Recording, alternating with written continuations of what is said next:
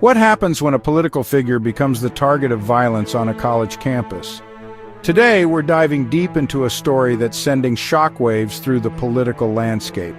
September 10th, 2025 started like any other day at Utah Valley University, but it ended with headlines that nobody saw coming. A campus event that was supposed to be about political discourse turned into something far more sinister, and the ripple effects are still being felt across the nation. So buckle up, because we're about to unpack every detail of this developing story that has everyone talking. I'm bringing you the facts, the reactions, and the questions that still need answers. And trust me, by the end of this video, you'll understand why this incident is being called a potential game changer in American politics. Here's what we know happened that evening. Charlie Kirk was scheduled to speak at a Turning Point USA campus event, the kind of political gathering that's become routine on college campuses across America. Reports indicate that roughly 3,000 people were in attendance, a significant turnout that speaks to Kirk's influence in conservative political circles. According to multiple news sources, the incident occurred during the event itself. Witnesses describe hearing a single gunshot, followed by immediate chaos as attendees realized what had happened. The response was swift, but the damage was already done. Videos allegedly captured the moment, showing what appears to be blood visible from Kirk's neck area, though we won't be showing that footage here.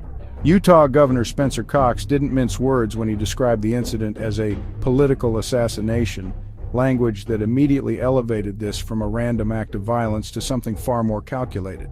The targeting appears to have been deliberate, with officials describing it as a planned attack rather than a spontaneous act of violence. This wasn't random. Someone wanted Charlie Kirk dead. Within hours, news crews from across the country descended on the Utah campus, and the story began dominating every major news cycle. But here's where things get interesting. The initial reports were, frankly, all over the place. Some outlets reported suspects in custody, others said no arrests had been made. The only consistent detail? CCTV footage showing a person in dark clothing, which isn't exactly the most helpful description when you're trying to catch a killer. Now here's where this story gets really interesting, and honestly a little frustrating if you're someone who likes clear answers. The law enforcement response has been, let's say, less than crystal clear. Authorities claim they have CCTV footage of the suspect, described only as a person wearing dark clothing. I mean, come on, that's half the population on any given day. The conflicting reports about suspects in custody have only added to the confusion. One minute there's someone detained, the next minute there isn't. It's like watching a real-time game of telephone, but with life and death consequences. What we do know is that this was described as a targeted attack. One shot, one victim, and apparently one very prepared perpetrator who knew exactly what they were doing. The forensic investigation is ongoing, but here's what's really concerning. With 3,000 witnesses, you'd think someone would have seen something more specific than person in dark clothing. The official press conferences have been notably light on details, which either means they're being incredibly careful with an ongoing investigation, or they simply don't have as much to go on as we'd hope. And before we continue, if you're finding this coverage valuable, hit that like button and subscribe for more in-depth analysis of breaking news stories. The timeline of the investigation suggests this case is far from closed, and the political implications are only making everything more complicated. When news of Kirk's death reached the highest levels of government, the reactions were swift and frankly exactly what you'd expect in today's political climate. But some responses were more surprising than others. President Trump took to Truth Social to confirm Kirk's death, a move that immediately gave the story official weight and sent it trending across every social media platform imaginable.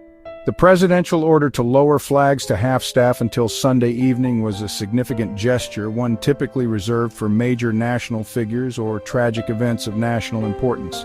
But here's where it gets interesting: the bipartisan nature of the condemnation. Former President Biden, despite being on the opposite side of the political spectrum, condemned the violence and offered prayers.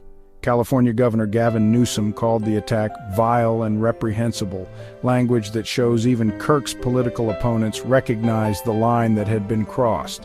When Newsom and Trump agree on something, you know it's serious. The immediate impact on political discourse has been profound. Campus events across the country are now implementing enhanced security measures, and the conversation about political violence has taken center stage. Supporters have organized memorial gatherings, while critics are calling for a broader examination of the rhetoric that may have contributed to this violence. It's a conversation that's long overdue, but one that's happening under the worst possible circumstances. Social media has become a battleground of opinions, with some calling Kirk a martyr and others questioning whether his own rhetoric contributed to the climate that led to his death. Political analysts are already debating the long-term implications. Will this incident change how political figures approach campus events? Will it alter the tone of political discourse? These are questions that won't be answered quickly. What's clear is that this incident has exposed the dangerous intersection of political polarization and violence in America. Whether Kirk's death becomes a catalyst for meaningful change or just another tragic headline in our increasingly divided nation remains to be seen. So where does this leave us? Charlie Kirk's death represents more than just the loss of a political figure. It's a stark reminder of how far we've fallen as a society when it comes to political disagreement. The fact that we're even having this conversation, that political assassination is now part of our national vocabulary, should terrify every American regardless of their political affiliation. College campuses, once considered safe spaces for intellectual debate and political discussion, now require the kind of security typically reserved for high-risk government facilities. That's not progress, that's regression. The investigation continues, but the damage to our political culture has already been done. Every future campus event, every political gathering will now carry the shadow of what happened in Utah. Kirk's supporters see him as a martyr for conservative causes, while his critics argue that inflammatory rhetoric creates the conditions for this kind of violence. Both sides might be right, and that's the most troubling part of all. The question isn't just who pulled the trigger, it's what kind of society we've become where political differences are resolved through violence rather than debate. As this investigation unfolds, we'll continue following every development, every lead, and every political ramification. Because this story isn't just about Charlie Kirk, it's about the future of political discourse in America. If you found this analysis helpful, make sure to like this video and subscribe to stay updated on this developing story. Drop a comment below with your thoughts on how we can prevent political violence from becoming normalized in our society. The investigation into Charlie Kirk's death continues, but the conversation about political violence in America is just beginning.